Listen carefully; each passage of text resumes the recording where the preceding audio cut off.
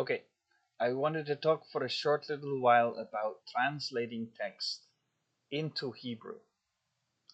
Let's say you had a random text in Dutch and you wanted this text to be Hebrew text. What would you need in order to translate it? Well, every single Hebrew letter has got a minimum, and the most logical form of it has 3 letters associated with it. There's a standard alphabet with 22 total allowed letters in Hebrew, and you're allowed to have 3 characters per letter and then make a word out of that. Okay? That's the rules. Now you have longer letters, shorter letters in Hebrew. You have Aleph, which is A-L-E-P-H. I guess that's 5. Doesn't matter. Usually, when it gets into a word, it's like 3. Okay? There's not 5 and then fully written out Lamed and all these other characters. You don't write all of them fully out and say the word with all letters in sequence and say that is the word. No. You use a few of the letters, and sometimes the order of the letters can shift and change, but if they're handwritten records, the order of the letters gets changed by the shape of the letter changing as well.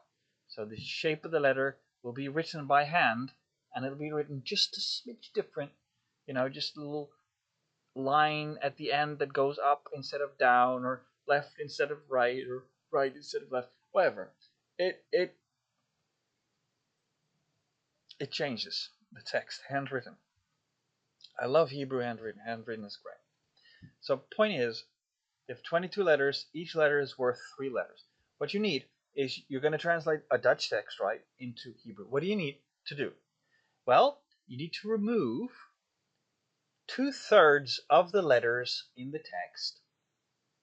Then the text, including all the clinkers, which are the E, A, I, whatever letters, U, whatever, the clinkers. You have to remove those, and then you remove enough letters to remove 2/3 of the letters, and then your whole sentence still needs to make sense in your language. And then you take those letters and you put them into Hebrew, and then you've got a Hebrew text. That's how you translate your Dutch text into Hebrew. Now, this is completely nonsensical because no one ever does translate a Dutch into a Hebrew. It's the most nonsensical bullshit thing you could possibly do, and it's not. It's just not. It's not. Okay, it doesn't exist. Now, the Aleppo Codex, which is the oldest Bible known to man, known in existence to have a complete Bible, that's it, Aleppo Codex, right? It is the Old Testament, right? We know because only Jews use the Old Testament, right? So Aleppo Codex, Old Testament. Now, it contains 500 pages. This is a Dutch Bible in ordinary language, and it contains, for the Old Testament, 1,500 pages. So that's 3 times the amount. So what happened?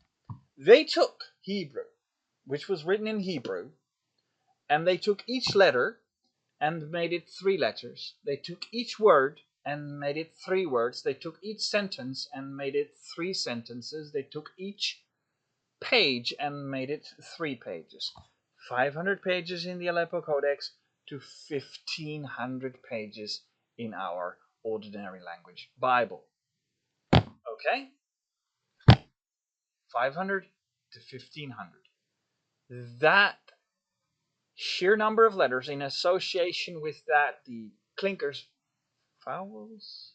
I don't know if you say vowels. I don't know. I think it's vowels. The ones you hear, like A, E, U, whatever. Yeah. Sorry, I'm a little bit Dutch in between. I don't know. Anyway, those are added because of the writing style of the letters. So um, because of the writing style of the letters and the dotation and markings and whatever else is around or with the letters, those get added. It's not just the dots below the letters, because the dots below the letters sometimes to me mean end of sentence in the middle of a word, which is a thing, which allows for a second word to be drawn out of the word, and that allows for the 3 words per word thing to happen properly. Because sometimes you just need to have that dot in this word whereby it's in the middle of the word and it's a dot and it sort of ends the word in that spot, allowing you to have 2 words drawn out instead of just one. There is other ways to get more than 1 word out of a word, but this end result of the biblical translations must be that you get at least 3 times the content out of the Hebrew. 3 times the content, that means something. That means you add something to it to make it into a story. So these Bibles, these standard Dutch Bibles, we started with the Statenvertaling, the States translation. It's the biggest, most comprehensive references to all other biblical texts in it sort of Bible. It's great, it's awesome. But the point is, that's properly translated stuff, and it's from the Greek, and the Greek is from the Hebrew, and the Hebrew is translated to the Greek by 12 Hebrew guys who decided to be from different tribes. But the point is, that all happened, that's all great, and it's well done, right? It's well done to a certain extent, because you could argue they've been fooling us, the Hebrews, right? You could argue they've been fooling us, because things like the names of God and Jesus and the likes, and all these special and holy names, they are considered special still by everyone. The point is that they are special not only in that they are the names of what we consider to be God and Jesus and Lord and everything like that, but also in the sense that they have a special meaning to them. And it's my opinion that if you do not share these special meanings of the names of God, Jesus, Lord, etc., that you would do short in your education of faith.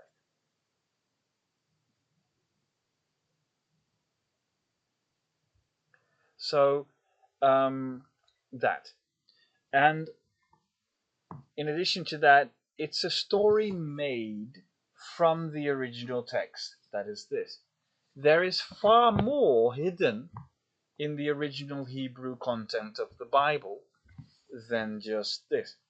If I only look at the Greek, I would look at the original Bible chapter names. What I find in Greek is what I can find in Hebrew, but more delicate, is penises, vaginas, all members of that kind of stuff in the letters, which is Greek standard alphabetic letters, nothing special. But you can find a penis, you can find balls, you can find all these things that are references to sex. So if you then look at the chapters in the way they're written, the original Septuagint, that is the original Greek Bible, the most original Greek Bible, you will find that every single one of the chapters has a reference to sex. And there's like descriptions of go to a city in Israel and have sex there and have a child there. And there's a special ritual too, and it explains certain sexual experience items that allow you to have a better understanding of certain specific, very specific aspects and stuff. If you can get that out of the original Greek text, so I could theoretically, and every single chapter has this sex reference in it if you want it to be there. If you have all the letters in Greek mean something sexual, and then you have the full references written out in Greek, and you can get a full sex Bible out of that, at least in the chapters names translation only. Okay, you get a story line out of that with all the chapters below each other, and I found that somewhere on Wikipedia or something. And then I started translating the Greek. You can get a full sex story with a reference of going to some place in Israel to have a child there or something. Out of just the chapters of the Bible. So we know there's a story in the Bible about, Jesus' birth in Bethlehem. This is a different reference in the chapters of the Greek Septuagint. The Septuagint. I don't have it with me at the moment, but the Septuagint. The chapter names contain references that are, say, referencing to a birth in Israel in a different city than Bethlehem.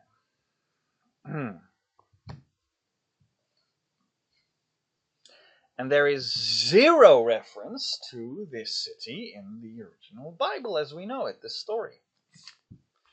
So, and it's a full 6 Bible reference to all the chapters in the Septuagint. So that's the Septuagint. And me not trusting the Septuagint is because of its sexual references and the fact that the translators do not exist to even try to create something like the official sex Bible out of the Septuagint, which is, if you properly translate something, everything comes out, not something comes out, everything comes out. And if it's a spiritual book, you would expect any spiritual content to also come out, as well as specifically anything that refers to advice, good advice, and references to teachings, right? You would expect any teachings or advices that are in the Bible to come out of a translation, to have them as teachings and stuff.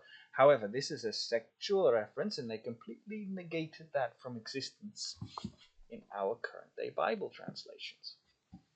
So that's for the Septuagint, the sex Bible, I like to call it. But I don't know if the rest of the Septuagint contains any such references. I just noted it specifically when I read all the chapter names one after another, and I started translating those in my head, because I don't write everything down. I do. Sorry. But yeah. So that's the sex Bible reference for the Septuagint. And we know it has a good translation that we all know and love. It's like this normal ordinary language Bible, which we have like 5 translations in Dutch, different ones. There are many translations and many possibilities.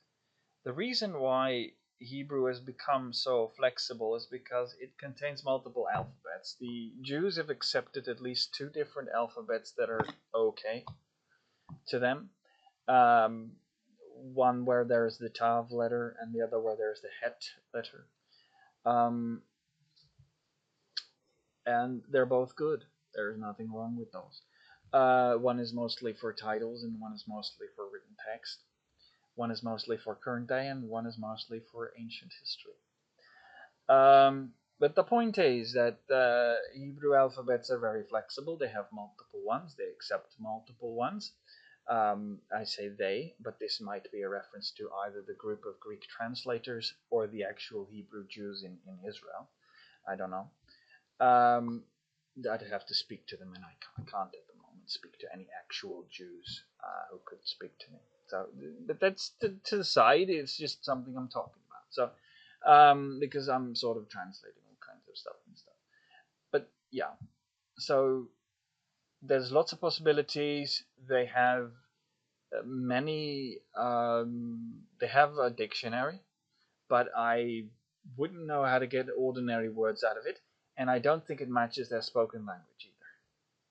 I think they're cheating a little bit because the words in the dictionary that I've read out of it don't really ring a bell for me as to could this be a word really. On top of that, the Hebrew language is a connotative language, not denotative. Every other language we know as standard is French, German, Dutch, English, even Russian, are languages that are denotative. They denote something. They say this is this and this is that. And we just have dictionaries and we say this word means this and that word means that. And they do that on the basis of very sensible decisions of how a word is structured and what parts of the word make up the final word. So we divide the words into parts, pieces of letters, usually 3 letters at a time, and we say those 3 letters they mean something already, and if we combine it into a word, it really means the combination of those sets of three letters, and that's sort of the meaning of part of a word is already part of the meaning of the total. Now, Hebrew doesn't have this. Hebrew has the separation into parts, and then the parts of the word make a sentence, and then the sentence explains something that is a reference to the original thing that they mean by the word. But the word is not the same as a reference, is it? So what they use is a connotative language. Their words connote themselves, but they don't define themselves as our words do. They have a connotative language, not a denotative one. In every word, there's at least two languages, Hebrew and Aramaic, in my opinion. There's not one language in it. I'm pretty sure that the Hebrews will tell you something like this too, that their language is based on two languages, not one necessarily. Their spoken language is different, it's current day. Their ancient language references is what they refer to with their alphabet, and they change their alphabet to fit certain texts. But they try to get the standardized version nowadays based on who they are now. But this can change whenever you open up a new ancient book and say, hey, why doesn't this match? Because they also translate stuff and they say, oh, but no, in this case, it's these letters used instead of those letters used, so this alphabet instead of that alphabet. I think that the Jews do this as well. I'm pretty confident. Also, so that was the Aleppo Codex, and then the current day texts. Let's say the traffic signs contain words of places, and you would expect something like Jerusalem to make sense to you, right? Jerusalem, Jerusalem. No, it's not that. You can look at the words or the letters on the sign that says or is supposed to say Jerusalem on it. They don't match Jerusalem. They match other letters. And their alphabet does not make up the word Jerusalem in any way, shape, or form whatsoever. It's not even close when it comes to those traffic signs. It's funny. Then I looked at the funny place was an alpaca farm.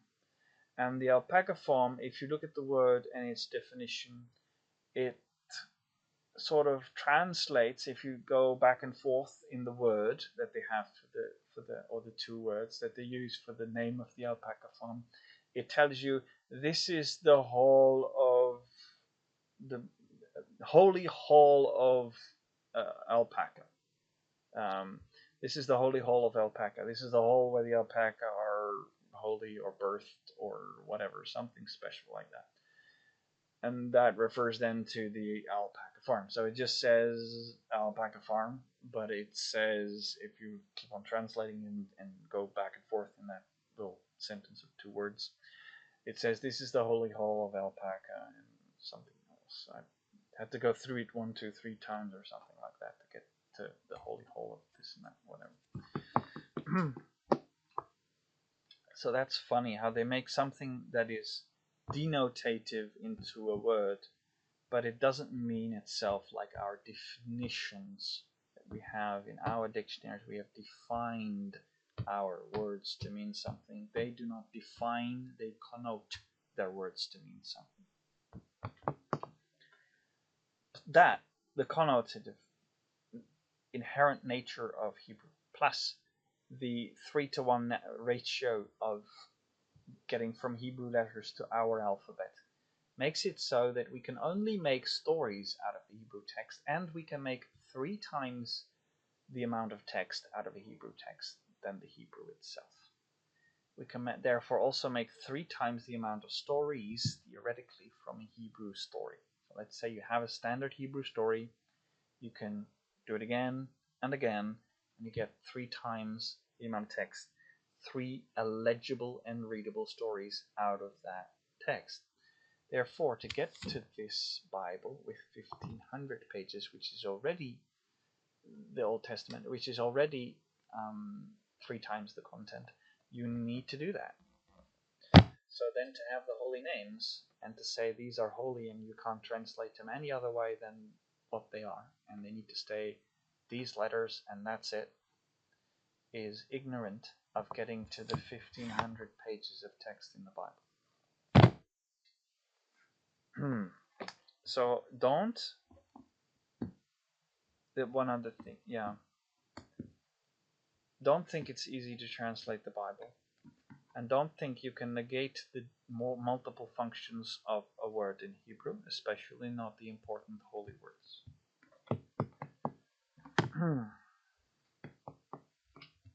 I just wanted to say that about translating the Bible and translating Hebrew, because people have been going a bit nuts about the names, the holy names of the Bible, and I just wanted to mention that. It's important, I think. Also, people have been pretending to be Jesus more, apparently, for some reason. It's funny to me. I think it's a joke.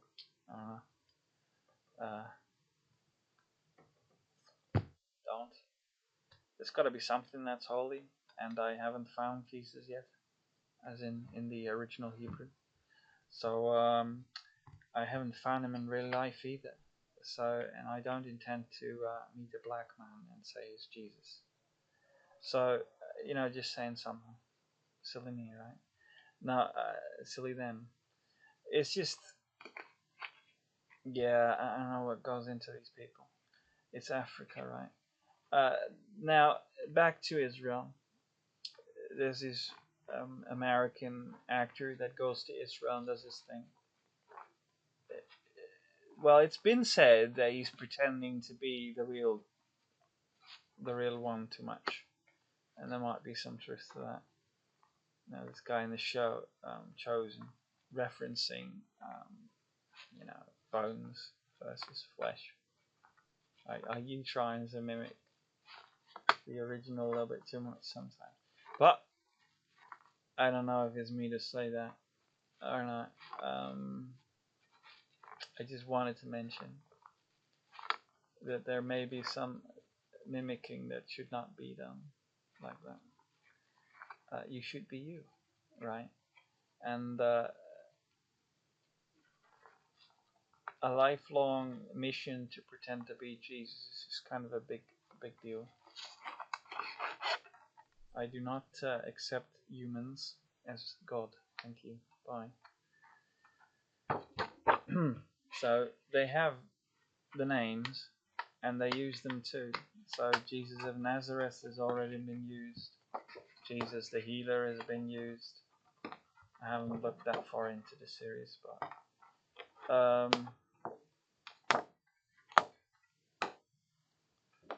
yeah, they're going pretty far with this shit in The Chosen.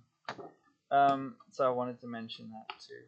I don't know where they're going with that. I already told them should do something, and they did so anyway. The crucifixion scenes.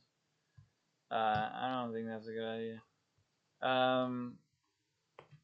The translations of those people and the translations even of the Hebrews, I still dispute because I think they're messing with us, the Jews. But not. No, there's a good translation, and it teaches people and it learns people how to love each other and stuff like that. So there's plenty of good in there. But to say that there's no fooling around and there's no people that do a refusal of translation is ignorant. So